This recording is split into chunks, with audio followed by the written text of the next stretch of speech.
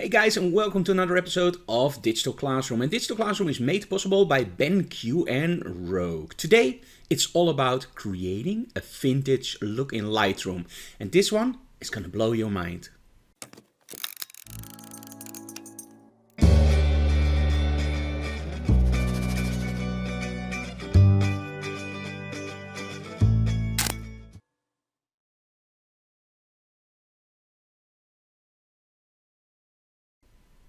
Okay, so it's no secret that I love analog photography and I love using those old lenses on new cameras. I'm using the TechArt module and very soon I'm gonna test the Photo Diox Pronto for this, so that actually makes old manual focusable lenses autofocus on certain Sony bodies. This was actually shot with an Helios 44-2. It's a very well-known lens because it just renders an incredibly nice picture. Now, let's just create something that looks a little bit vintage before we're gonna do light leaks, because in Lightroom you can very easily add light leaks to your image. But first, let's make it a little bit more vintage from the start. Now, of course, you can do everything yourself, or you can just get my new Lightroom preset pack, which you see over here, with all these really cool looks. And just to give you an example, if I want to do something that's a little bit vintage, I normally go for the vintage with an awesome slide vignette. As you can see here, it really transformed the image, and later on, of course, I can fine-tune it in Lightroom. But let's just start by creating it ourselves, because let's say you don't have the preset pack. The first thing you can do with vintage look is actually erase your blacks just a little bit, to get a little bit more of that washed out effect. Now, normally I will add a little bit of contrast back. There we go, and just add a little bit of contrast on the top. Okay, this looks already a little bit more faded. Now let's turn down the highlights just a little bit to give it a little bit more detail. There we go, add a little bit of contrast. Okay, now certain colors I want to make stand out a little bit more, make them more pop.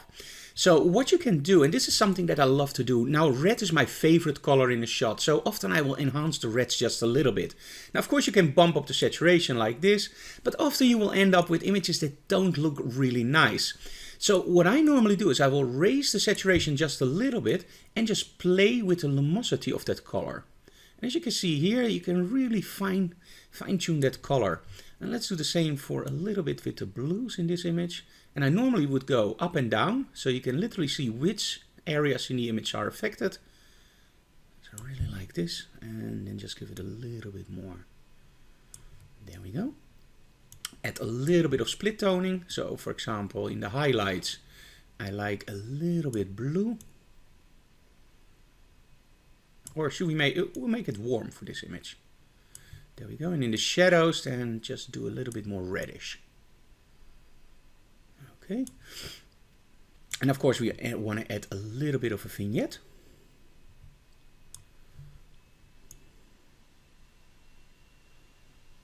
And there we go. Okay, so now for the light leakage.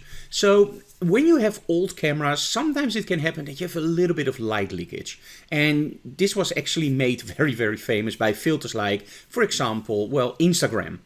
Now, of course, you can follow the natural proceedings of how a light leak would actually exist on a camera. But do remember that although in 35mm maybe the light leakage comes from one side, you can also shoot on 4x5s or whatever. So in essence, you're pretty much safe to just put the light leakage wherever you find it interesting. And this is something that a lot of people don't even know where the light leakage come from. They just look at the image and they go like, great. So we're not going to follow any rules. We're just going to place it where we like it. So we're going to go here to your adjustment brush, and you're just going to pick this gradient, and let's do it from the top. Just pull it down and just make it a little bit under an angle. There we go. Now the only thing you have to do is change your color temperature. Now don't make it green, of course. Just do it a little bit like this, and maybe a little bit of reddish. There we go. And of course you can also do it on one of the corners. So just do a new one. Oh, let's do that correctly. And there we go. And again, change the color temperature.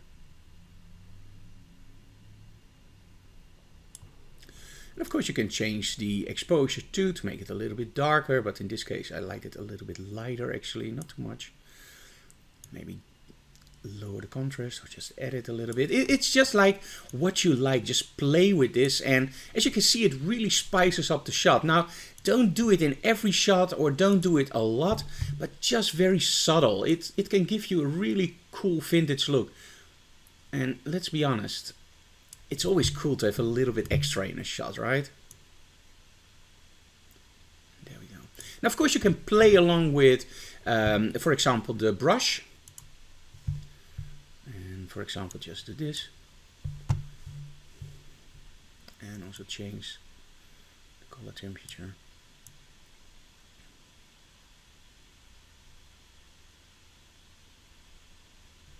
And there we go. So this is your base.